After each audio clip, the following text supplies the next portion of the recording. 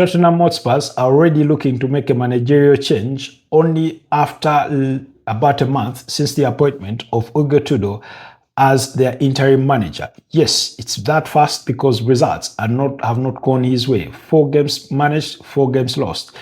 Welcome back to the Football Tribe UG channel. Robert Kesakos is your usual suspect. Welcome back to yet another episode on your favorite football update channel.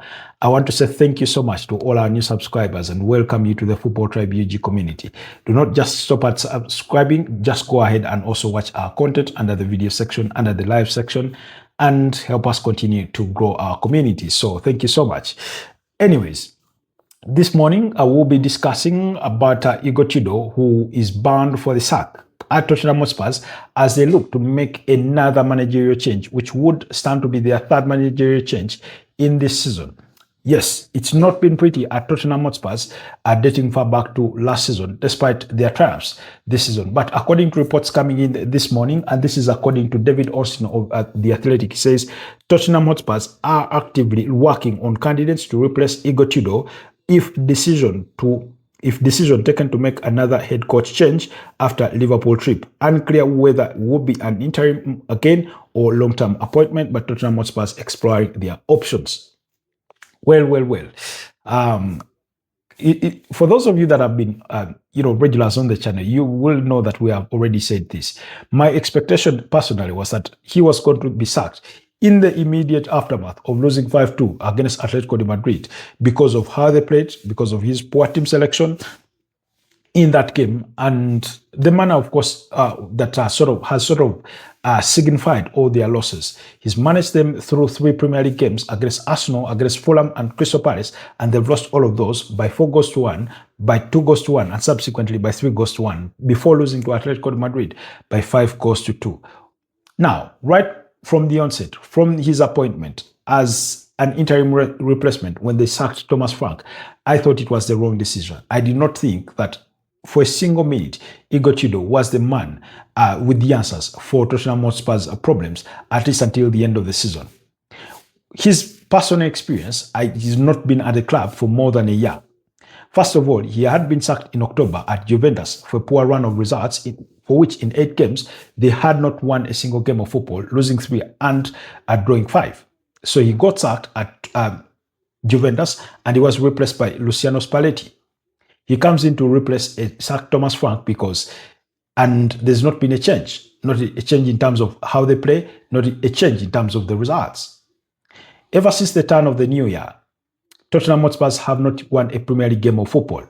And when you go back to as far as December, since December, Tottenham Hotspurs have had the worst run of form. On that form table, in terms of Premier League results, Tottenham Hotspurs would be standing bottom when you look at results in the Premier League since Christmas, because they would have amassed only 7 points. And in those 7 points, they would have come from one victory and 4 draws. But ever since the turn of the new year, they've had only 3, victories. So that's how poor they've been. In other words, they've been worse off. They would be worse off than Burnley, Nottingham Forest, Crystal Palace, Leeds, and the likes of West Ham, etc. So that's how poor they've been. But like I said, for me, it was the wrong appointment right from the onset.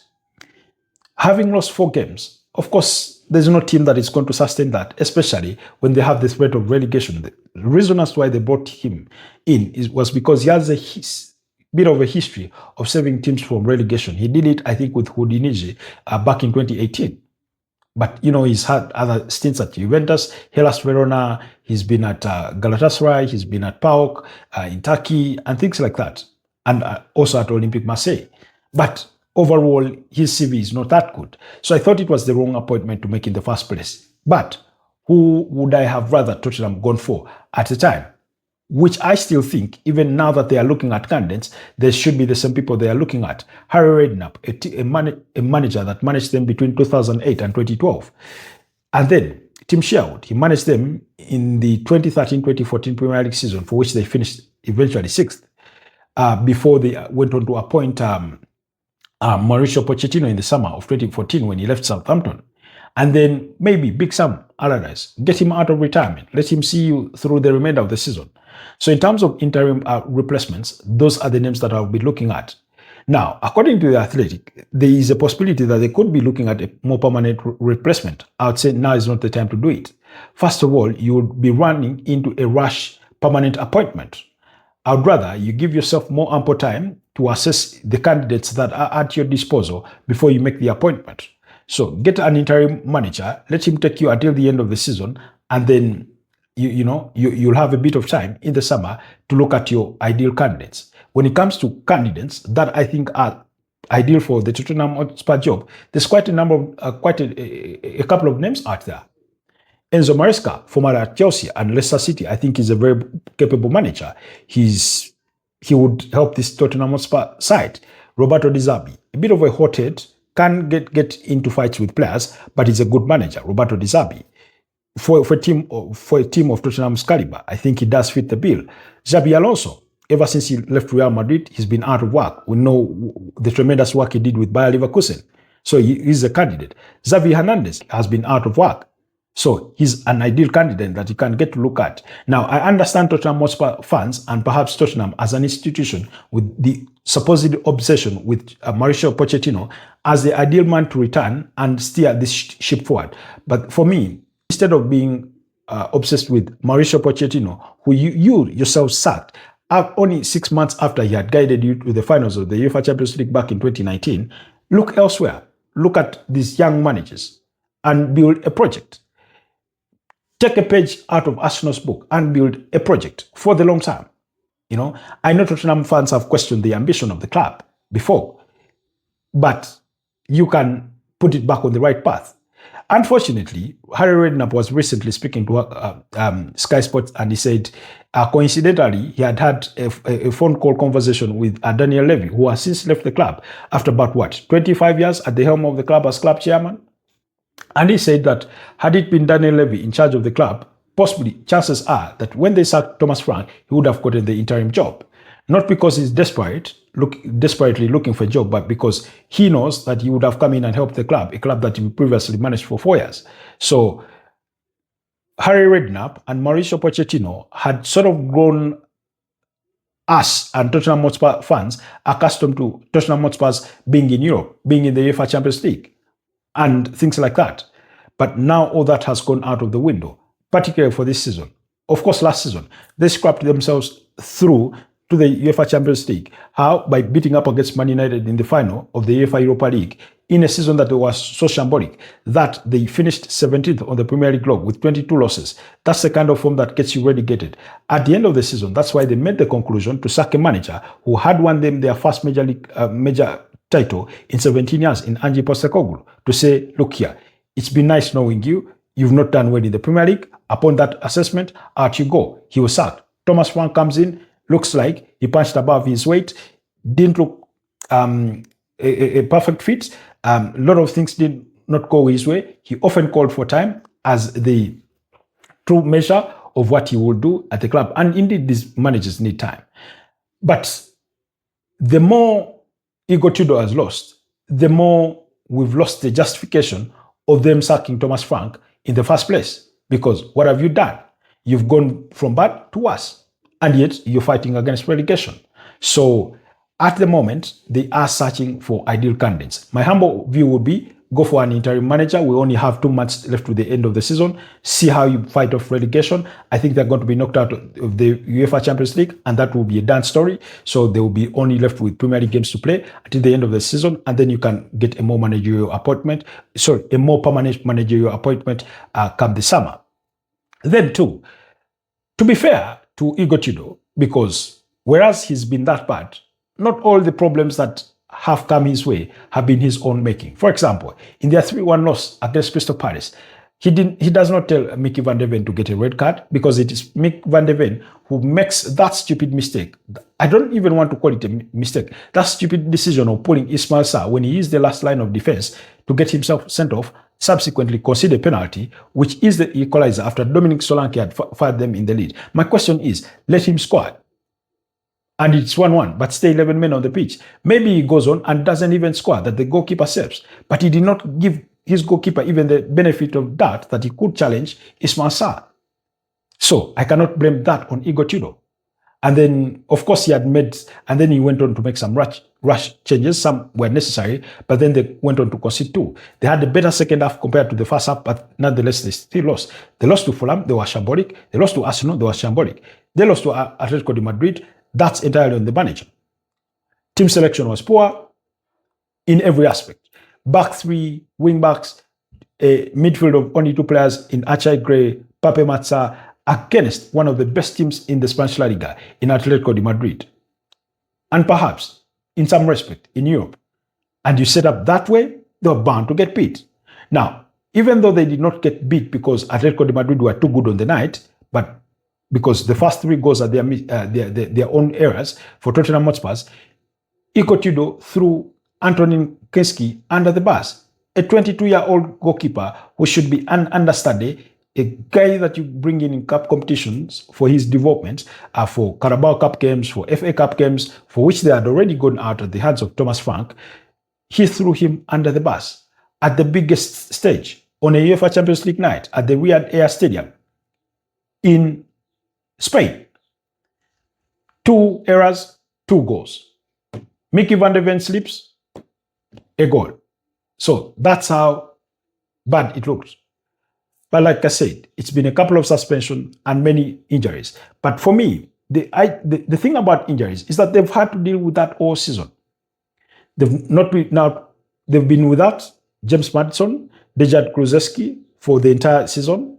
Then they've gone on to lose players like Wilson Odegaard, Mohamed Kudus, who had a bright start to his time at Tottenham Hotspurs. They've lost Rodrigo Bentancur, Ben Davies, Destin Udogie, and things like that. Now, in addition to that, you add these suspensions to now Mickey van de Ven, Christian Romero, who had been out through suspension, but now has a head injury apparently. Conor Gallagher is nursing an illness at the moment. I think he will be okay perhaps to play tomorrow. Who knows? And then you have the likes of Lucas Bagville. They've had so many injuries. Yes, they are a factor. But for me, even with that many injuries, a team of Tottenham's caliber and their squad, when you have players like Dominic Solanke, Xavi Simons, Randall Colomwani, Richarlison, when you still have Pape Matsa, Juvis Bissouma is currently out with a personal problem, whatever that is, but he's been available for a bit of time. These are players that should be able to get you results. These are players that should get you a draw away to Fulham, that should get you a victory against Crystal Palace at home. You went to Selhurst Park and beat them by 1-0. So, really, it's been a bit of a murky season for Tottenham Hotspurs. They were doing well in the UEFA Champions League, or fairly well, because they lost only 1 game in the UEFA Champions League at the league phase. I think they drew 2 and won the other 5. But domestically, results were not going their way ever since the turn of the new year. And now they are looking to make a managerial appointment. And I thought, in my humble opinion, that Igor Tudor was going to get sacked in the immediate aftermath of losing to Atletico de Madrid. And everybody that have been following in this Tottenham conversation has been wondering the same thing. Why hasn't he been sacked already? Because he's done himself no favors coming in an interim, and as soon as results have not gone his way, he's gone on to attack his own players in the media, as in publicly. It's one thing for a manager to go in the dressing room and grill his players, but it's another to come out publicly and criticize them, especially when you know you're going to need them, because they're the same players you're going to turn to tomorrow and ask for a performance. So I do not think those players have played like they want to play for him. So the writing is on the wall that he is destined to leave. I do suspect that they're going to lose against Liverpool on Super Sunday at 7:30 p.m. That's the kickoff for that game. And as soon as they lose, he's going to be shown the exit. So, first of all, I thought it was the wrong managerial appointment, and those that spearheaded the appointment should be just as much as guilty, because he never felt like the good fit. He did not have the Premier League experience, which is a key factor, especially if you're going to battle against relegation. Now, one will argue, well, Vitor Pereira did it with Wolverhampton Wanderers, and he had no Premier League experience. Go look at Vitor Pereira's experience and compare it to that of Igor Tudor. In other words, Tottenham Hotspur should have looked to play in familiar territory, in familiar waters, as opposed to going in for Igor Tudor. So they got it wrong. They must swallow their bitter pill.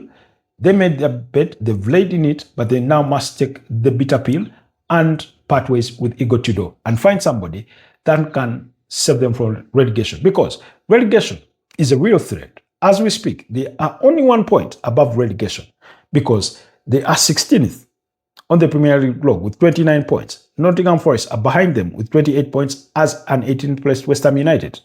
1 loss and a victory for Nottingham Forest and West Ham, and bang, they are in the drop zone. Fortunately for them, West Ham also play Man City this weekend. I don't know if they will win that one. That Nottingham Forest, I think, play away to Fulham. It's a winnable fixture, but Vitor Pereira on the other side has not done himself no favors because they lost to Midtjylland in the UEFA Europa League on Thursday by 1-0 at the City Stadium, where it was raining cats and dogs. And soon after playing Liverpool, they have a relegation derby between Tottenham Hotspur and Nottingham Forest. So that will be a very critical game for Tottenham. So do let me know what your thoughts are about Tottenham and whatever they are planning to do. Do you think they should stick with Igor Tudor, or he should be a man gone as soon as yesterday? Your thoughts in the comment section, and we will continue with the conversation. Thank you so much. Stay blessed, and I'll see you guys next time. Bye-bye for now.